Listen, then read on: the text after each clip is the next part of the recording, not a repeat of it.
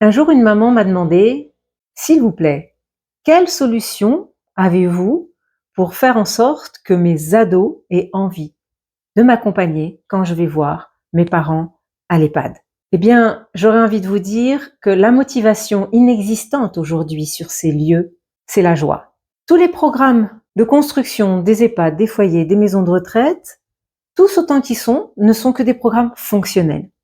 qui tournent autour du corps, qui font fi des émotions, qui font fi de l'affect, donc qui font fi de la joie.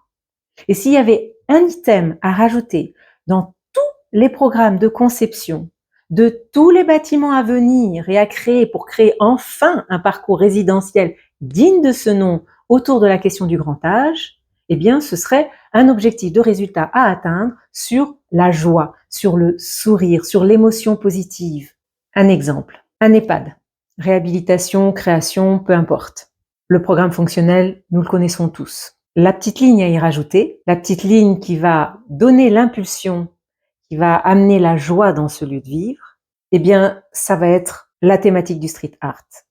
Donc, nous avons créé ensemble un lieu de vie pour le grand âge dans lequel nous avons intégré la thématique du street art. Le street art dans le hall de partage,